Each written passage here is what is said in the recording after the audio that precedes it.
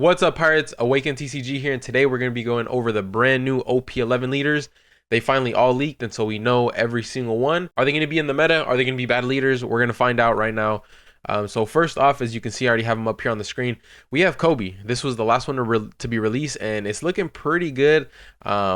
So let's go ahead and read it. It's a 4-life leader. He's black and red, which is kind of like a clashing combo I've said in the past, because red is really power reduction and black is cost reduction, right? And so a lot of the times that the color combo isn't that strong as something like black and blue, where black can bottom deck based off cost and black reduces, right? So it's just, you have a nice combo there. Anyways, he reads, your sword type characters can attack characters the turn they are played, kind of like the Dressrosa stage where, you play Dressrosa characters and they can attack same turn, same thing, but just for sword type characters. Then his effect, once per turn, when one of your navy type characters with an original power of 7,000 or less is removed from play by your opponent's effect, instead you may place 3 cards from the trash on the bottom of your deck, and this is a once per turn thing, but, we have remove from play, right? It's not just KO. So this affects blue, this affects black. You try to kill one of their navy type characters, boom, you have the opportunity to save one of your units, which is really good. I think that's really good. This definitely has potential here, just from that effect alone. Next up, we have Nami. Nami is a 4-life blue and yellow combo, kind of like Queen from OP3, OP4. I forgot, but basically like Queen. So her effect reads, during your turn, once per turn, when a card life leaves, you can trigger this. Draw 1 if you have 7 or fewer cards in hand. So this is only during your turn, and it is once per turn. So this basically means you have to run cards that take life. Take life, you got to draw the card from your, obviously you take the life, then you draw a card, which is really good. Then Dawn times 1, when your opponent attacks, once per turn, you may trash 1 card from your hand and give this leader plus 2,000 power for this turn. And so I wanted to make sure the translation was right, but I'm pretty sure it is. Give this leader plus 2,000 power for the turn. So you become a 7k, which is insane. I think this leader is going to have, obviously you have to take life to get the draw effect, but there's so many great effects where you take life and you get so much bonuses through playing characters. For example, Hiyori, right? Hiyori takes top life. You would draw a card if you're at 7 or fewer.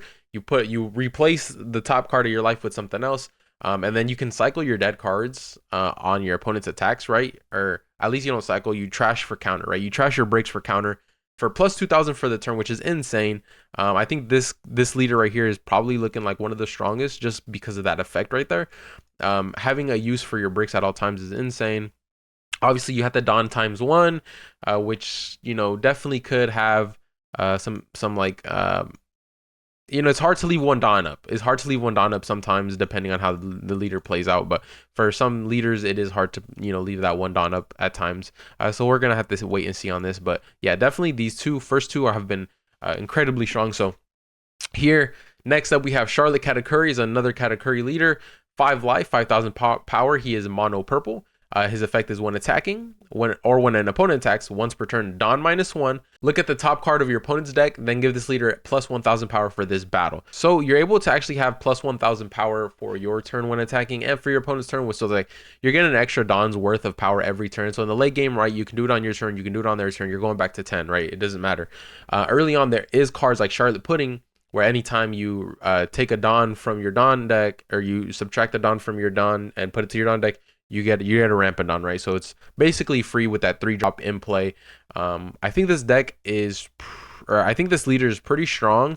Definitely mono purple is a crazy color. Is always like, it's somewhere in the middle of the pack. It's like not super strong. It's not like super weak, but it definitely can have some merit to running purple and you just ramping up, and then having this extra 1,000 on your turn and on your opponent's turn might make you defensive enough to be able to hit that late game and be comfortable playing in that late game. And so we're gonna have to see, but I think these OP-11 leaders are definitely a step up from what we're used to seeing in OP-10, EB. I think these are going to definitely change up the meta a bit, if not a lot, at least a little bit from what I've seen.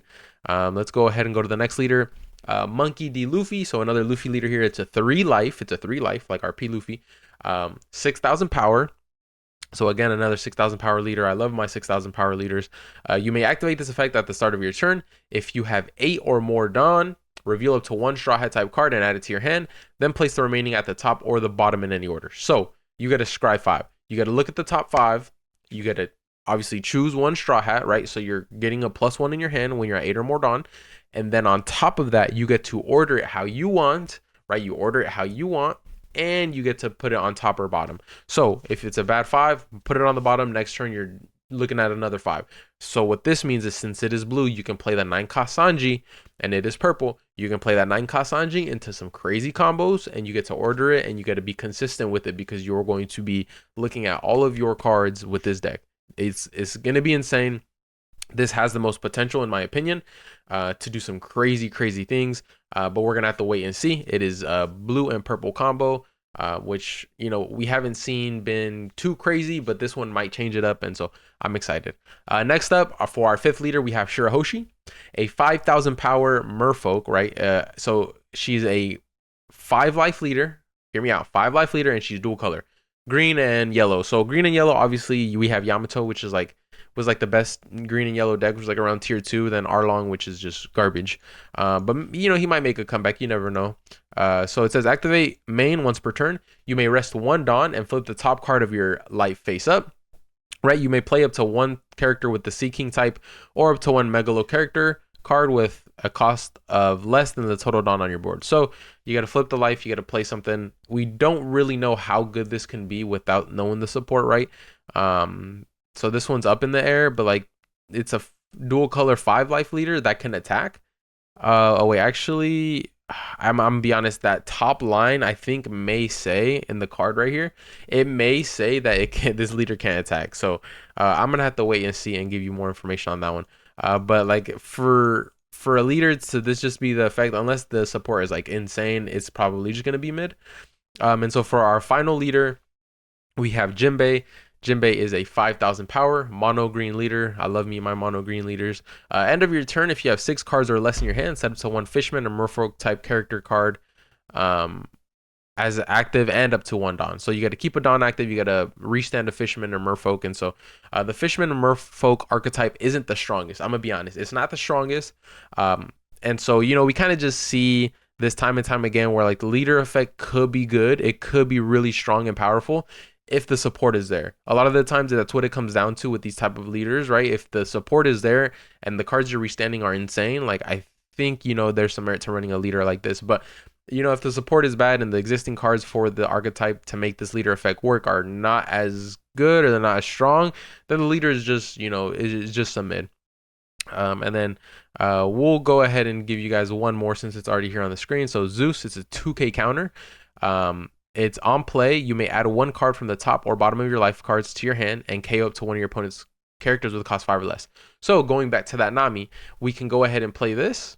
We take the top life, right? We get to draw a card with leader effect, so we're getting +2 into our hand.